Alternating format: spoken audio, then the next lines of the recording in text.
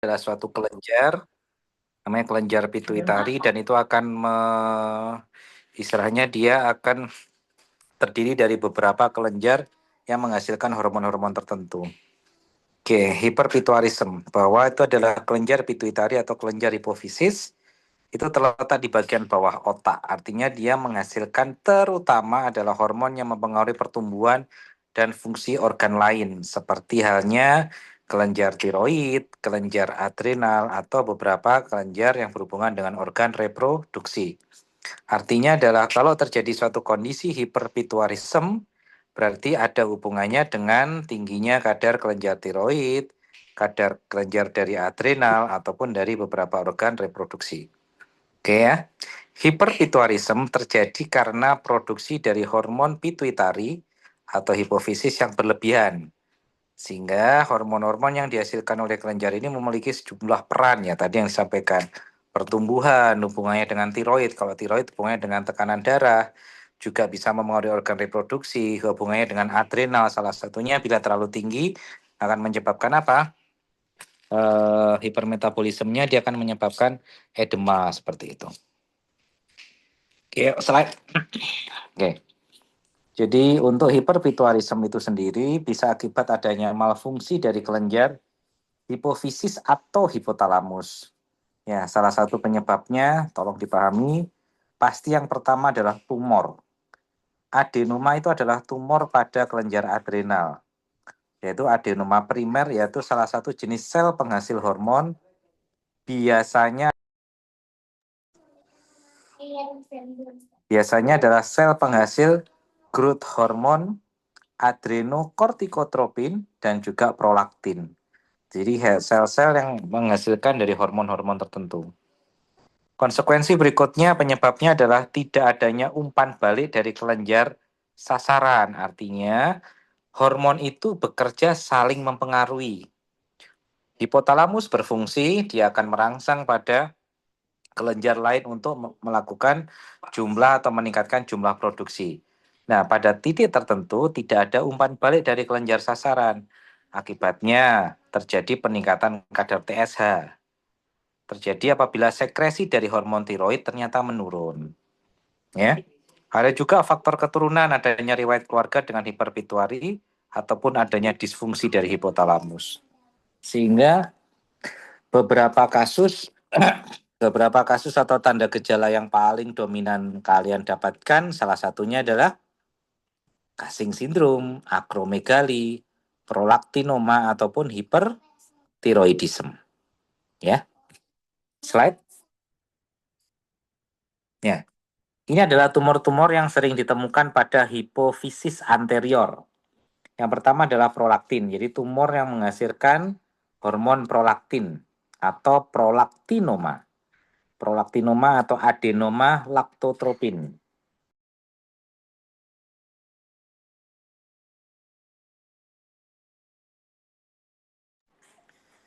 Prolaktinoma ini biasanya adalah tumor kecil dan jinak yang terdiri dari sel yang mensekresi prolaktin. Mungkin ada yang paham tentang hormon prolaktin? Hormon prolaktin itu salah satunya adalah untuk mensekresi ASI. Jadi hormon yang menyebabkan kelenjar payudara atau kelenjar mame menghasilkan ASI. Sehingga kalau terjadi tingginya dari kadar terjadinya prolaktinoma, akibatnya adalah biasanya tidak terjadi menstruasi yang bersifat primer ataupun sekunder. Galaktore, di mana terjadi sekresi ASI yang spontan tanpa ada hubungannya dengan kehamilan dan terjadinya infertilitas. Jadi tolong itu dipahami. Jadi kalau prolaktinoma malah justru menyebabkan infertilitas karena tidak ada rangsangan juga, menyebabkan ASI juga malah tambah dominan keluar. Ya. Slide berikut. Nah, kemudian ada juga somatotropik tumor atau hipersekresi dari pertumbuhan. Ini adalah adenoma dari somatotropik. Jadi ada tumor yang berhubungan dengan hormon pertumbuhan. Ya. Ini akan menimbulkan dua hal yang nantinya akan dibahas di belakang, Cushing syndrome atau Saya kok lupa. Bukan Cushing syndrome. Nanti dibahas, saya lupa. Gigantisme, maaf. Gigantisme ataupun akromegali. Jadi bila hormon somatotropik ini tinggi pada fase prepubertas. Jadi pada sebelum pubertas, di mana lempeng epifise tulang panjang belum menutup, akibatnya tulang itu akan menjadi panjang. Itu kita sebut gigantisme. Ya. Kalau dia muncul sebelum puber, di mana lempeng epifisenya masih terbuka, dia akan menjadi gigantisme. Tapi kalau muncul pada saat post pubertas, di mana lempengnya sudah nutup, dia akan menjadi akromegali. Akromegali itu cirinya adalah membesar, ya, membesar, bukan meninggi. Sehingga akromegali salah satunya adalah pembesaran ekstremitas. Termasuk juga di dalamnya adalah organ-organ yang juga turut membesar. Oke ya. Slide berikutnya. Nah, ini adalah kalau yang pertama tadi hubungannya dengan prolaktin, yang kedua hubungannya dengan hormon pertumbuhan, dan yang ketiga berhubungan dengan kortikotropik dari ACTH, ACTH tumor. Jadi tumor yang berhubungan dengan pensekresi ACTH. Ya, biasanya penyebabnya gejalanya adalah Cushing syndrome. Ini banyak sekali kasusnya di mana adalah beberapa tumor hipofisis ini akan menyebabkan apa? Dia itu akan membesar dan akibatnya kalau kalian lihat tengkorak atau otak pada CT scan itu seperti kanan dan kiri itu simetris, di mana ada garis tengah. Kalau sampai ada tumor hipofisis anterior, di mana dia mendorong sisi tengah itu menjadi pada satu sisi, itu akan menyebabkan, biasanya akan menimbulkan stroke, akan menyebabkan gangguan pada ekstremitas tertentu. Sehingga perubahan yang timbul karena adanya space occupying mass atau tumor yang mendorong atau mendesak area tengah dalam kranium. Dan beberapa perubahan yang disebabkan oleh karena hormon itu sendiri. Ya, makanya ada namanya adenoma hipofisis. Itu yang berhubungan kortikotropiknya. Ya, slide berikutnya mungkin. Nah, tadi ingat ada 3 hormon yang akan dibahas yaitu prolaktinoma. Yang kedua adalah hormon somatotropik, diantaranya akan menimbulkan gigantisme dan juga akromegali. Dan yang ketiga adalah hormon yang berhubungan dengan adrenokortikotropik, ya, atau ACTH.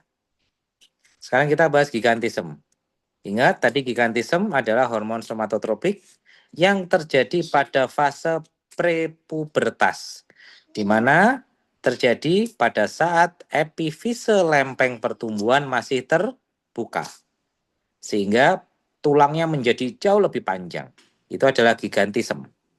Ya, orang bilang raksasa atau seperti itu. Nah, beberapa yang bisa memicu gigantisme apa? Contoh, karne kompleks seperti itu, yaitu kelainan genetik yang menyebabkan tumbuhnya tumor jinak di kulit, kelenjar endokrin dan jantung. Ada juga multiple endocrine neoplasia tipe 1 atau MEN1.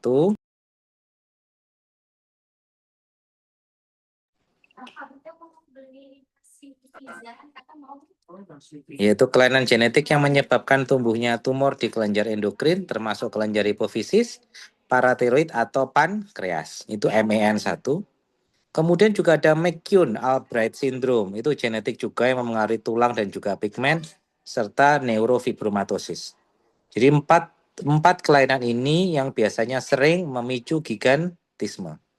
Tolong ini ya istilahnya ini adalah ilmu yang nice to know, kalian boleh pelajari, walaupun kasusnya mungkin jarang kita dapatkan.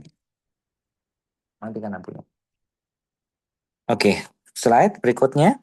Nah, anak dengan gigantisme jadi mengalami kelainan pertumbuhan di mana tinggi dan berat badan di atas rata-rata, di mana ukuran tangan, kaki pun sangat besar dan tebal. Dahi berukuran lebar dan bentuk wajah yang kasar. Ya. Jadi gejala ini akan muncul sebelum akhir pubertas, sehingga sebelum epifisenya menutup. Ya. Nah, ini adalah contohnya dari gigantisme. Dia menjadi lebih panjang. Oke, slide berikutnya. Gigantisme, beberapa gejala sakit kepala, masa pubertas yang terlambat, gangguan tidur, ASI sebelum waktunya, siklus menstruasi tidak teratur, dan yang lain-lain. Ya.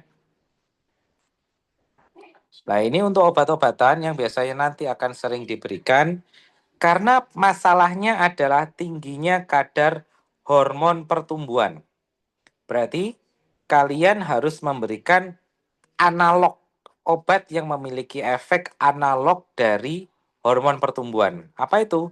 Analog somatostatin seperti octreotide, kemudian lanreotide, kemudian pasireotide dan obat yang bisa menghambat sekresi dari hormon pertumbuhan atau growth hormone, yaitu pemberian glukagon. Ya.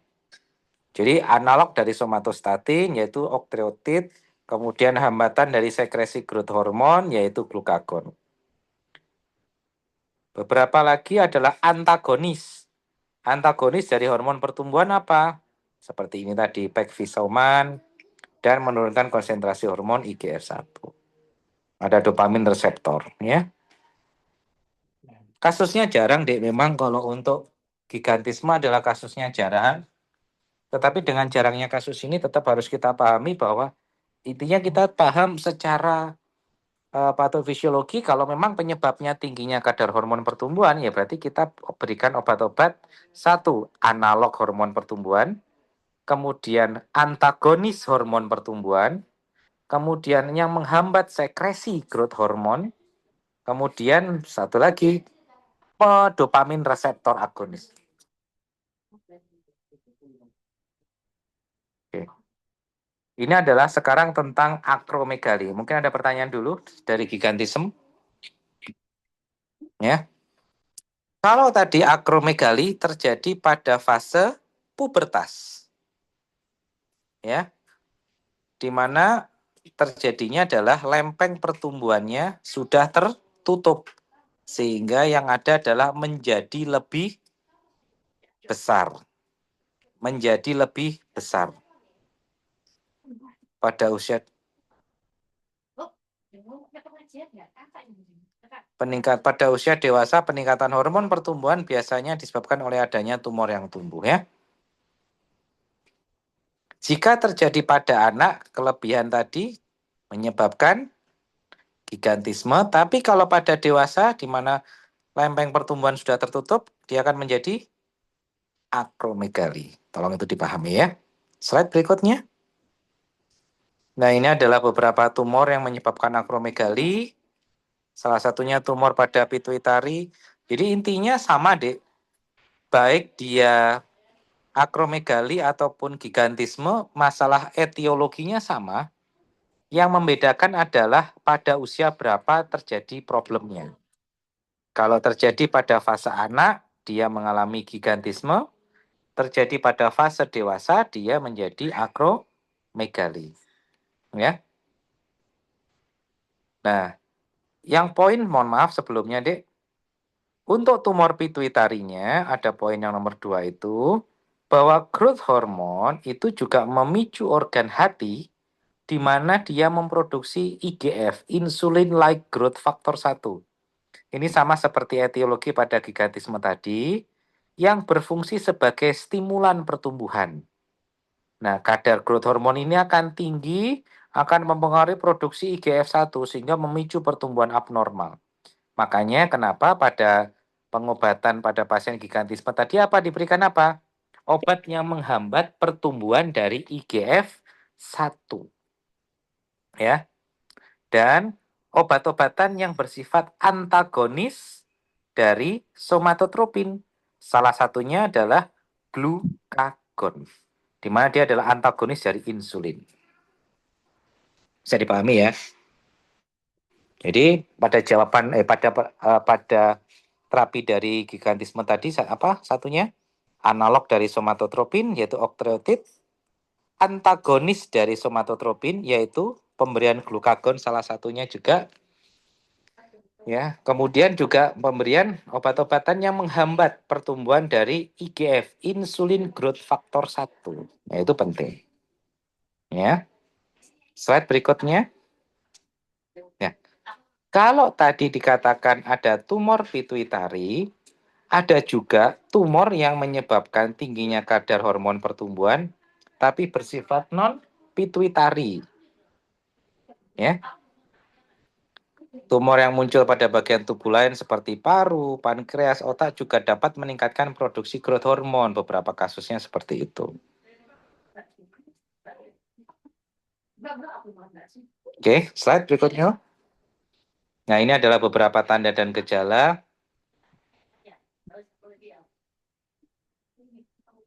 Kaki dan tangan membesar, struktur wajah berubah. Intinya, kalau pada kondisi akromegali, dia bukan memanjang, tetapi membesar. Jadi secara ukuran dia sama, tapi menjadi lebih besar. Dan potensi yang paling dominan adalah organ-organ internalnya juga akan membesar. Ya. Organ internalnya juga akan membesar. Itu makanya yang harus terus dievaluasi. Makanya salah satunya adalah jantung juga bisa membesar. Oke, kemudian ada gangguan siklus menstruasi, kemudian juga pada laki-laki disfungsi ereksi. Oke, slide berikutnya mungkin. Oke, tadi kita bahas yang pertama tentang hormon dominan adalah akromegali dan gigantisme. Perbedaannya adalah pada fase prapubertas atau pada fase pubertas. Pada fase prapubertas, gigantisme memanjang karena lempeng pertumbuhan masih terbuka. Kalau akromegali terjadi pada fase pubertas, di mana sudah tertutup sehingga dia membesar. Termasuk organ-organ internal akan membesar. Clear ya? Hipertiroidisme atau hipertiroid adalah penyakit akibat. Mohon maaf, bisa dimute? Bisa dimute? Hipertiroidisme atau hipertiroid adalah penyakit akibat kadar hormon tiroid yang tinggi. Ingat, tadi ada beberapa hal, 3 hal. Tumor pituitari akan menyebabkan gangguan pada prolaktin, gangguan pada hormon pertumbuhan, gangguan pada hormon tiroid, dan berikutnya hormon pada ACTH.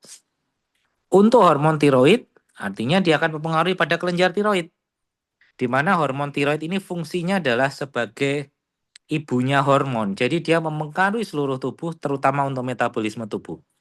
Dia mengatur suhu, mempengaruhi denyut jantung, mengubah makanan menjadi energi, sehingga pada saat terjadi, contoh, bila seseorang mengalami hipertiroid, dia akan mengalami palpitasi, di mana detak jantung menjadi lebih keras, lebih cepat, lebih kencang.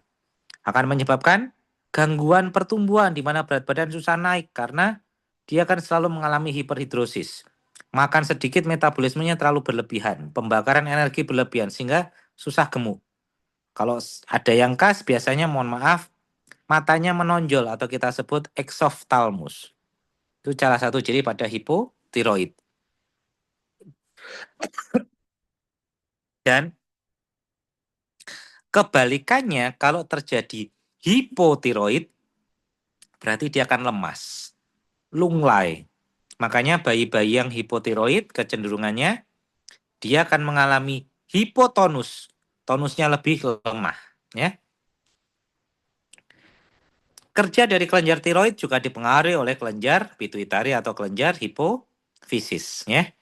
Di situ di mana hormon ini akan menghasilkan kita sebut thyroid stimulating hormone atau TSH untuk mempengaruhi kerja dari hormon thyroid. Slide berikutnya. Ya, ini adalah etiologi beberapa kasus. Di antaranya adalah penyakit Graves, kemudian adalah tiroiditis, yaitu keradangan langsung pada kelenjar tiroid. Ada juga benjolan pada mereka-mereka yang defisiensi pada garam yodium. Ada toxic nodular tiroid atau tumor jinak, juga bisa kanker, konsumsi obat-obatan dengan kandungan yodium tinggi, penggunaan cairan kontras atau banyak hal. Ya, ini tolong dipahami. Nah, ini gejalanya jantung berdebar, palpitasi namanya. Jantung berdebar atau palpitasi, tremor, kemudian dia mengalami hiperhidrosis, mudah gerah atau berkeringat. Berat badan turun drastis, sulit tidur, konsentrasi menurun, diare, dan yang lain. Pengobatannya dengan cara apa? Kita berusaha untuk menstabilkan kadar hormon tiroidnya.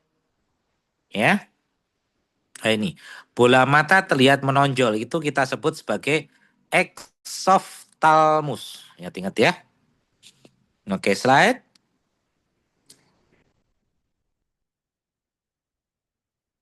Slide berikutnya. Oke. Beberapa pemeriksaan tadi kita lakukan adalah pemeriksaan TSH, thyroid stimulating hormone, dan pemeriksaan hormon tiroidnya sendiri. Hormon tiroid itu ada dua yang diperiksa, ada T3 dan T4. Ya, itu yang nanti kalian akan belajar untuk mengevaluasi. Kalau kalian pada saat skill ada namanya screening hipotiroid kongenital.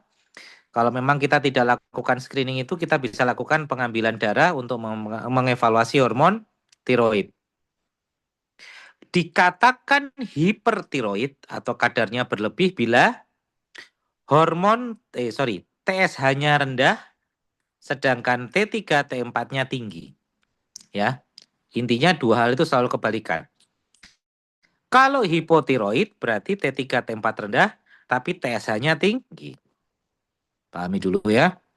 Ini beberapa pemeriksaan yang dilakukan, bisa USG, bisa tiroid scan, ataupun tes iodium radioaktif. Slide berikutnya mungkin. Nah, oke. Sampai situ ada pertanyaan dulu. Gigantisme, akromegali, dan tiroid. Oke, kalau tidak ada, saya lanjut ke trisomi kromosom 21. Slide. Trisomi kromosom 21 itu sebenarnya khasnya pada Down syndrome. Ya. Dikatakan trisomi artinya yang harusnya 46 dibagi 2 adalah 23. Kromosom itu kan 46 tadi.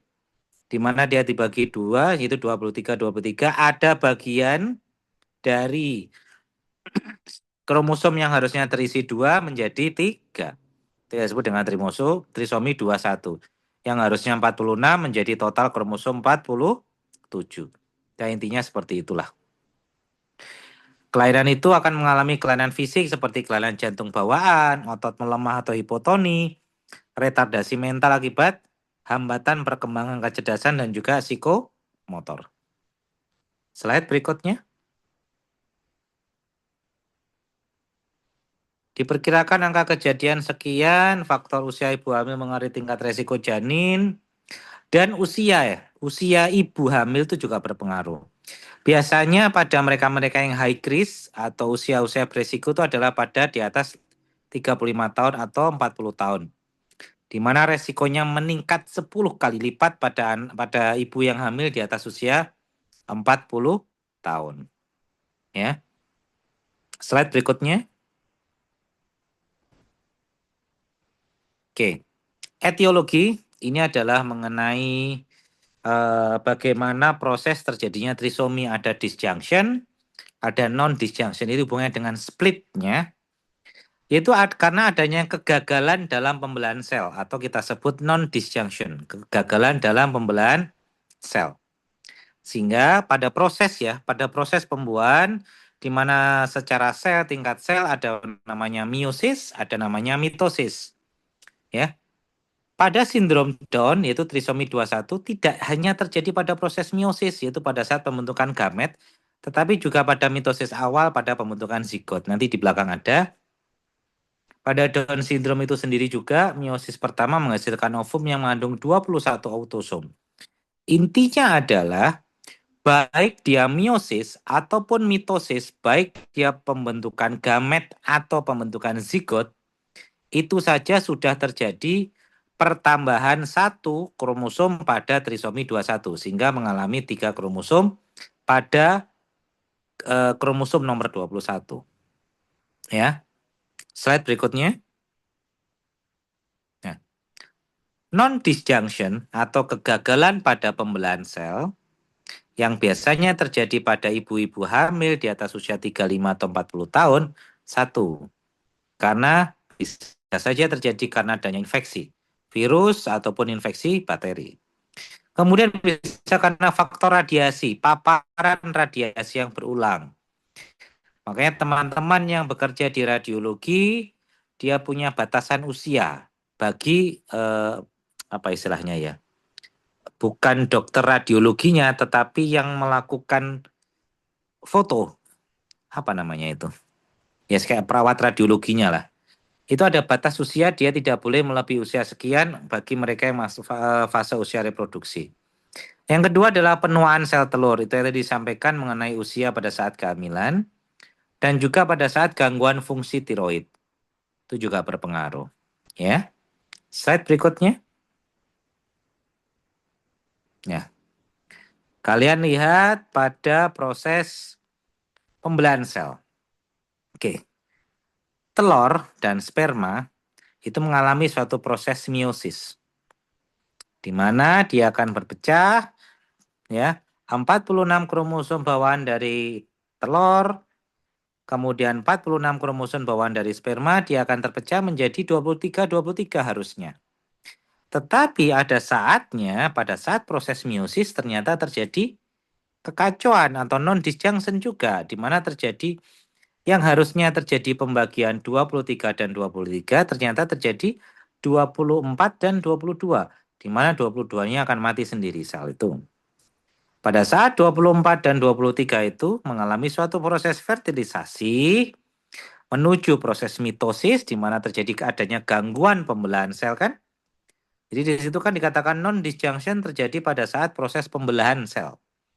Yang harusnya 23 menjadi 22 dan 24. 24 dan 23 dari sperma, egg dan juga sperma mengalami fertilisasi, mengalami proses mitosis yang menghasilkan zigot tadi itu akan menyebabkan terjadinya 47 kromosom. Dan bila terjadi non-disjunction itu terjadi pada kromosom nomor 21, makanya kita sebut sebagai trisomi 21. Ya. Oke. Slide berikutnya. Nah. Kemudian ada beberapa penyebab lain, walaupun non-disjunction menjadi penyebab terbesar. Ada namanya anafase lag. Anafase itu adalah proses pembentukan. Jadi kalau kalian lihat kromosom itu kayak ada kepalanya, ada badannya seperti itu. Jadi ada fase di mana kepala dan badan itu tidak menyatu jadi satu. Dan dia bisa berpindah ke tempat lain. Yang harusnya pada kromosom 21 itu terdiri dari dua kromosom yang berisi kepala dan badan. Ternyata terjadi dua kromosom kepala badan utuh dan ditambah satu misal kepala atau badan saja. Maka kita menyebut itu terjadi trisomi juga. Agak sedikit sulit memang untuk anafase lag, makanya jarang ini dipelajari karena memang kasus Down syndrome lebih banyak terjadi pada non-disjunction. Slide. Nah ini patofisiologinya tadi. Oke, slide berikutnya. Nah ini adalah fase translokasi. Kalian lihat pada gambar kromosom. Oke. Jadi coba kalian lihat pada kromosom. Nah, ini adalah translokasi. Jadi kalian lihat ada yang pada bawah adalah 46 XY. 46 itu artinya jumlah kromosomnya adalah 46. Ingat kalau non-disjunction artinya 47 kromosom. Dia mengalami trisomi. Sedangkan kalau ini adalah translokasi. Translokasi itu perpindahan. Ya. Di mana kromosom nomor 21 itu ada bagian sel yang pindah. Yang pindah pada kromosom lain. Tolong dipahami. Makanya tadi saya bilang ada kepala, ada badan. Taruhlah seperti itu. 46 XY artinya 46 kromosom, XY berarti dia perempuan. T itu adalah translokasi. Translokasi dari mana?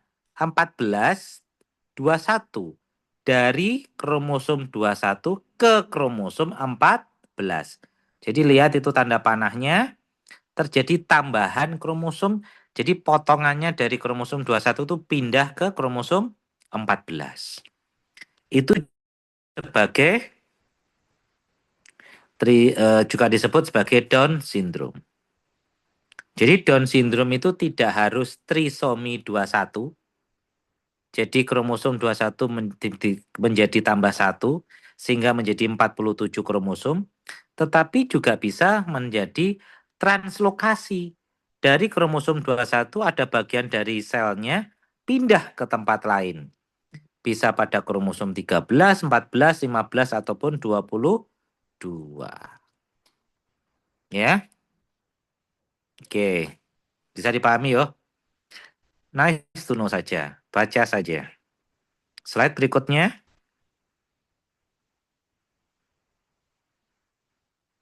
Slide-nya. Oke. Ini adalah tentang mozaik.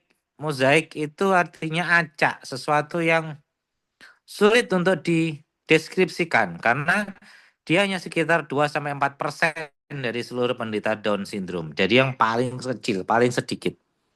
Bentukannya acak. Slide. Nah, ini adalah yang klasik, Dek. Yang saya sampaikan tadi yang di depan, terjadi satu proses non-dis. Yang terjadi adalah non-disjunction. Yang dikatakan non-disjunction. Kalau dia dikatakan non-disjunction, ini yang klasiknya adalah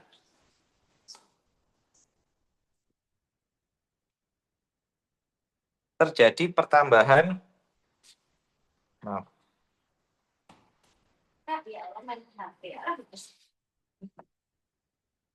Sebentar, Dek.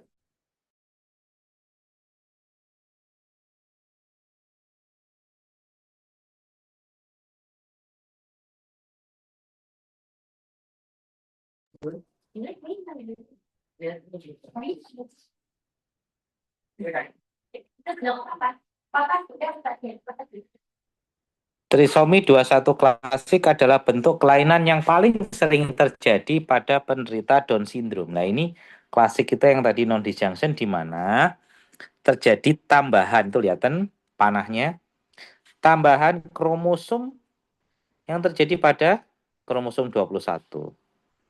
Ya. Ya itu.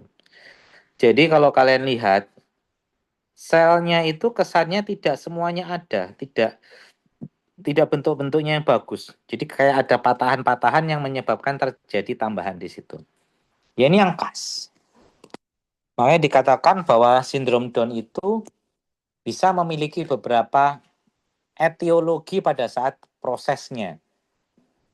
Pada saat proses pembelahan sel, 47 kromosom, di mana proses pembelahan itu yang kita sebut klasikal, di mana terjadi tambahan kromosom yang bentuknya tidak sempurna pada kromosom 21.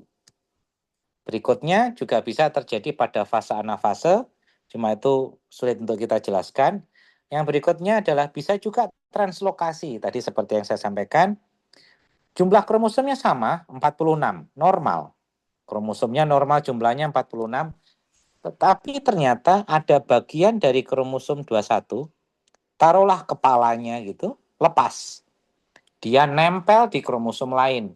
Bisa kromosom 13, 14, 15. Itu pun juga sudah kita sebut sebagai Down syndrome. Artinya apa?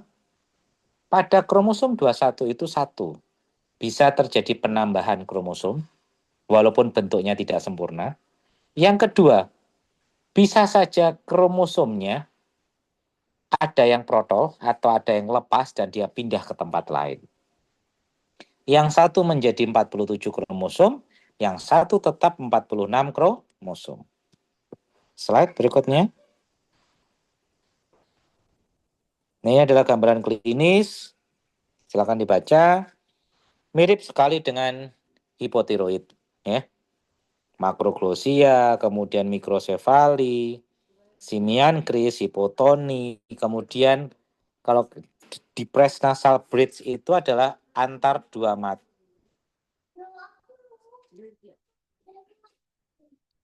Antar dua mata itu kan ada ujungnya hidung itu atas, di mana itu yang harusnya menonjol dia menjadi datar.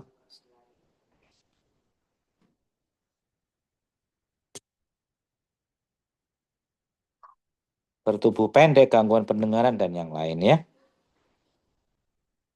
Slide berikutnya. Ini adalah klinis Down syndrome.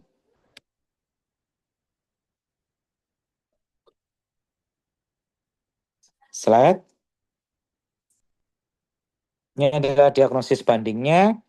Bisa hipotiroidism, akondroplasia, ada rakitis, Turner, dan juga trisomi. Slide.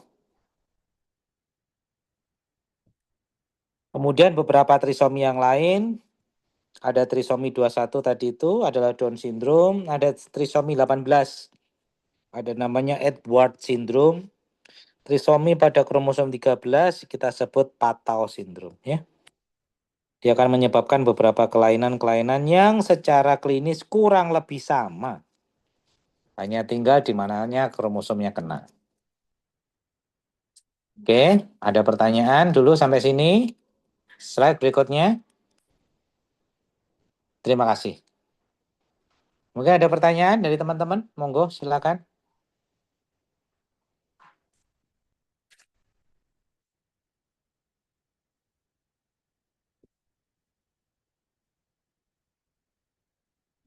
Ayo, kalian foto dulu. Buat absen.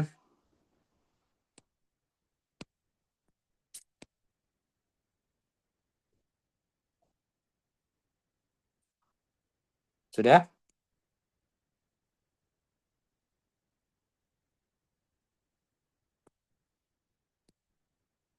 Tolong yang videonya belum nyala, nyalakan dulu. Mega ini kemana orangnya? Anifa.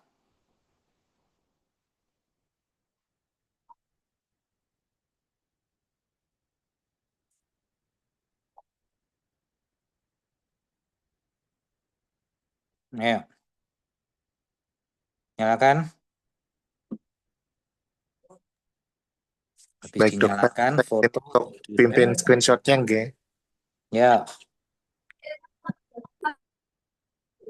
Slide pertama 1, 2, 3.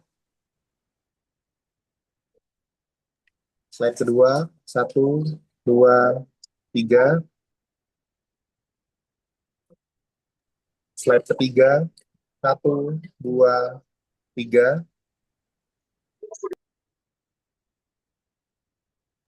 Slide keempat 1, 2, 3.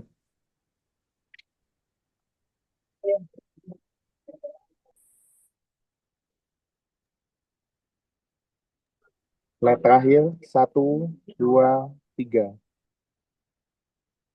Oke. Terima kasih.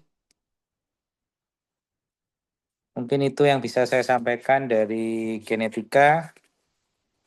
Kalau misal ada suatu hal yang ingin ditanyakan di luar ini, misal pas ada pertanyaan atau apa, silakan WA saya aja. Kalau misal belum paham mengenai yang kemarin, seperti tentang HIV, PCK pada HIV yang seperti kemarin, silakan, tidak ada masalah.